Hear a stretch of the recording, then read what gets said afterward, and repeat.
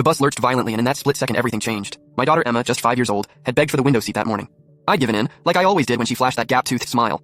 When we hit that utility pole, the impact paralyzed her from the neck down. The guilt nearly destroyed me. My husband Marcus worked as a corporate attorney, pulling in enough that I could leave my position as a surgical resident. 8 years of medical training, countless sleepless nights, dreams of becoming a surgeon, all set aside. I became Emma's full-time caregiver, learning to navigate feeding tubes, respiratory equipment, and medication schedules that would make a pharmacist's head spin. Some days I'd catch myself staring at my old textbooks, wondering who I might have become. Marcus never acknowledged what I did. No thank you, no recognition, nothing. He'd come home, eat dinner, and retreat to his office or the television. I told myself it was enough that he provided financially, that his income meant Emma would have every medical advantage. I buried my resentment and kept going. 4 years passed in a blur of medical appointments and therapy sessions. Then Marcus announced he was hosting a networking event at our house to impress the senior partners and boost his chances at making equity partner. The catch? He wanted me there, but only if I pretended he was Emma's primary caregiver. The request landed like a stone in my stomach, but I rationalized it. A bigger income meant better care for Emma. I agreed. Marcus obsessed over every detail, interrogating me about flower arrangements and menu selections. Meanwhile, I'd overhear his phone conversations with colleagues, casually mentioning how he balanced caring for a severely disabled daughter while organizing major events and maintaining his caseload. Each word felt like a small betrayal, but I swallowed my anger. Then something shifted. His firm, impressed by his supposed juggling act, reduced his workload by half to support him. I'd always told myself Marcus would help more if he just had the hours. Now he had them. He spent his newfound free time watching basketball games and scrolling through his phone.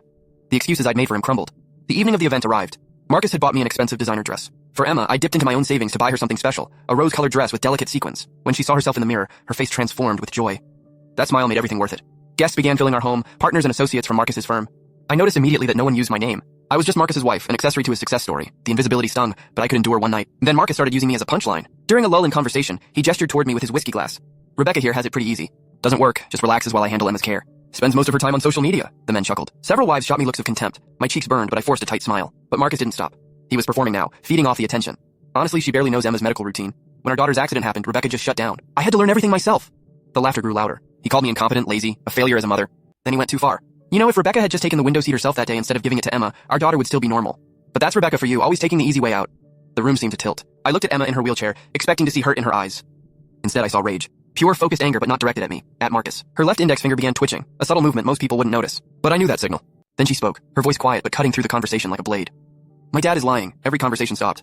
All eyes turned to my 9-year-old daughter. Mom does everything for me. She knows all my medications. The blue one for seizures, the orange one for muscle spasms, the white one for pain. Dad doesn't know any of them. Mom knows how to adjust my ventilator when my breathing gets bad. She knows I need my head tilted exactly right or I get pressure sores. Dad doesn't know how to do any of that. Her voice grew stronger. Mom stays with me every single day. She reads me my favorite stories over and over as many times as I want. She never complains. She loves me exactly how I am. And nobody gets to be mean to her. Nobody. The silence that followed was deafening. Marcus's face had gone pale, his mouth opening and closing without sound.